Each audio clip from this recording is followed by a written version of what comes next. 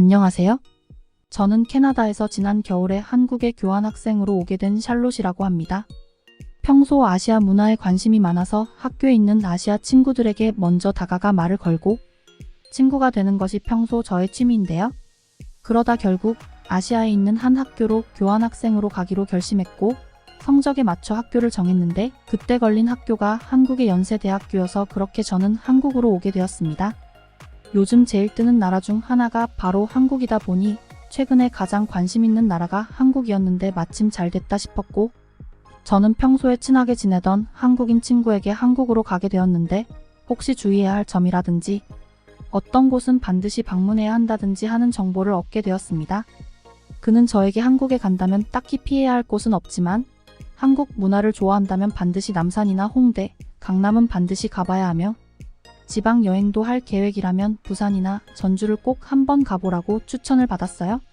재밌는 점은 그렇게 저에게 추천을 해준 한국인 친구지만 정작 자신은 홍대나 강남에서 많이 놀아보지 못했다고 하는 것이었습니다. 친구의 조언과 저 나름대로 한국에 대한 조사를 끝마치고 저는 작년 12월에 한국으로 오게 되었어요. 학교에서는 기숙사를 권해주었지만 저는 그것보다 좀 더 자유롭게 한국을 알고 싶었기 때문에 홍대 쪽에 자취방을 구하게 되었습니다.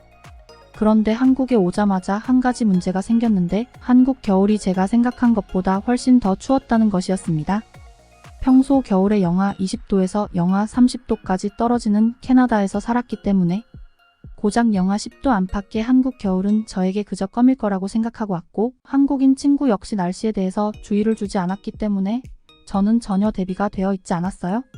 게다가 한국은 제가 조사한 바에 따르면 모든 집에 온돌이 있기 때문에 아주 따뜻하게 겨울을 날 수 있을 거라고 했기 때문에 제가 좀 더 마음을 놓을 수 있었던 것 같기도 한데요. 하지만 제가 한 가지 간과한 게 있는데 그건 바로 저의 용돈이었습니다. 제가 유복한 가정에서 태어난 게 아니기 때문에 저는 많은 용돈을 받지 못한다는 것을 제가 미처 계산에 넣지 않았던 것입니다. 그리고 한국의 난방비 생각보다 비쌌는데요. 제가 자취방에 입주하고 나서 방호수를 착각해 옆집의 지난달 관리비를 보게 됐는데 옆집은 관리비가 무려 15만 원이나 나왔습니다.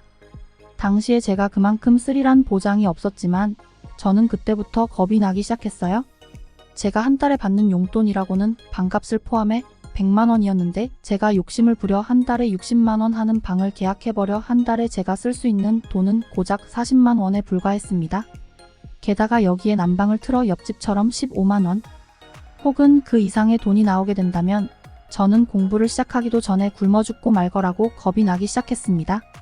그래서 도저히 종일 난방을 틀 여력이 없어 하루에 2시간씩만 난방을 하기로 계획을 했고 그렇게 저의 한국 생활이 시작되었고 저는 가장 먼저 한국어를 공부하면서 한국을 적응하기 시작했습니다.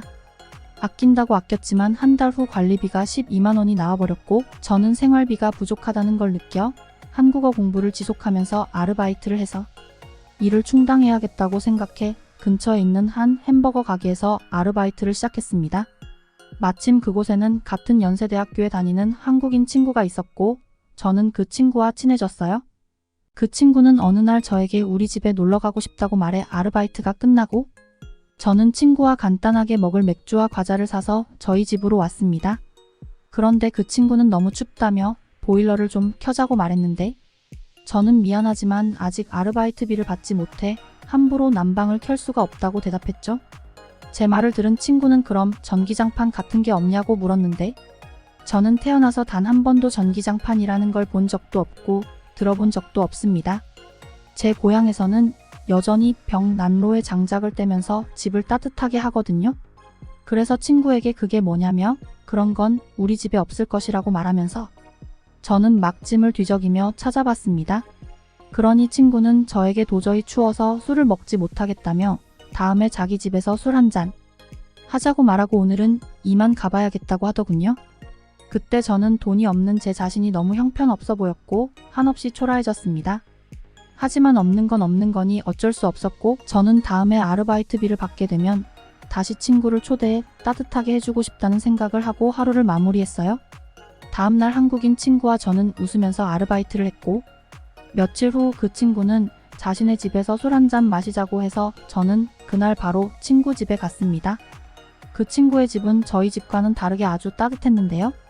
심지어 따뜻하다 못해 몸이 녹을 정도였는데 그때 저는 이 친구가 그때 왜 우리 집에서 술을 못 먹겠다고 하는지 깨달았습니다.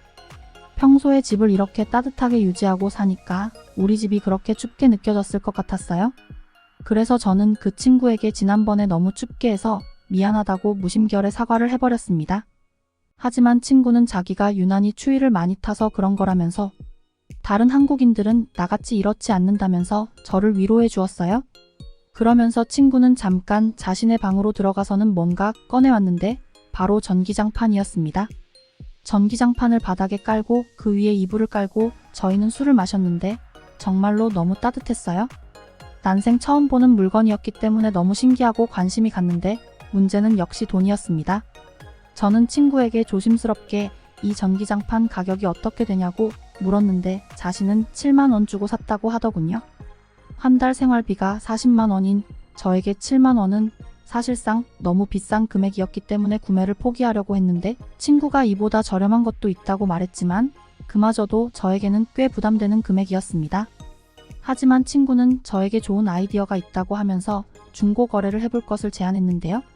중고 거래라니 저는 한 번도 해본 적이 없을 뿐더러 모르는 사람과 단 둘이서 길거리에서 거래를 한다니 캐나다에서는 있을 수 없는 일이기 때문에 절대 그럴 수 없다고 강하게 거절했습니다. 캐나다는 치안 상태가 매우 안 좋은데 얼마나 안 좋냐면 가까운 친구도 절대 믿어서는 안 된다는 말이 있을 정도인데요. 심지어 친구의 제안은 한 번도 일면식이 없는 사람과 거래를 해야 한다는 것이었는데 신분이 확실한 가전제품 직원도 아닌데 어떻게 믿냐고 저는 절대 그럴 수 없다고 계속해서 거절했습니다. 신분이 확실한 사람이라 하더라도 겁부터 나는 게 보통인데 도대체 단 한 번 일면식도 없는 사람과 거래를 했다가 저에게 무슨 일이라도 생기면 그 책임은 누가 지며 누구를 원망할 수도 없습니다. 그때부터 저는 그 친구에게 그동안 쌓였던 신뢰가 조금씩 무너지기 시작했어요. 하지만 그 친구는 물론 걱정이 될 수도 있지만 자기가 벌써 수십 번이나 중고 거래를 했는데 단 한 번도 그런 적이 없고 한국은 중고 거래가 워낙 활성화되어 있기 때문에 아무 걱정할 필요가 없다고? 만약 잘못되면 자기가 다 책임진다면서 저를 설득하더라고요. 그런 그의 말에 설득력이 있었는지 아니면 제가 귀가 얇아서인지 아무튼 저는 그 말에 설득이 됐고 친구에게 그럼 어떻게 하면 되는지 물으면서 한 가지를 강조했는데 그건 바로 중고 거래를 할 때 반드시 함께 가자고 했어요. 친구는 그럼 되겠다며 자신이 같이 가주겠다고 말해 저는 그때 조금 안심해 중고 거래를 배웠습니다. 그런데 너무 간단한 거 있죠? 한국 사람들은 진짜로 중고 거래를 많이 하는지 관련 커뮤니티가 너무 잘 형성되어 있더군요. 친구는 중고거래 앱을 설치하고 검색창에 전기장판을 검색했는데 저희 동네 주변에 전기장판을 판매하는 사람이 수십 명이나 있었고 심지어 저에게 전혀 부담이 되지 않는 금액에 판매를 하는 사람이 있었는데 그걸 보던 친구는 모델을 인터넷에 검색해보고 어떤 제품을 사야 잘 샀다고 만족할 수 있을지 따져 한 제품을 선택했습니다. 그렇게 상대와 채팅이 열고 기본적으로 몇 가지를 묻고는 다음날 오후에 거래를 하기로 약속 시간을 정했습니다.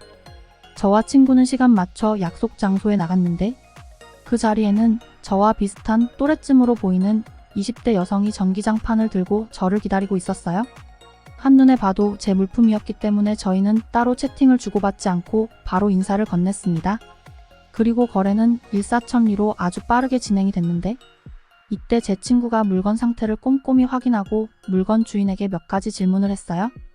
혹시 문제가 있는 제품은 아닌지, 정상 작동 잘 되는지 왜 판매를 하게 됐는지를 질문했는데 물건 주인분은 조금도 하자가 있는 건 아닌데 이번에 자신이 온수 매트라는 걸 구입하게 되어 굳이 집에 필요가 없어서 판매한다는 말에 친구는 그럼 괜찮겠다며 돈을 입금하자고 했어요.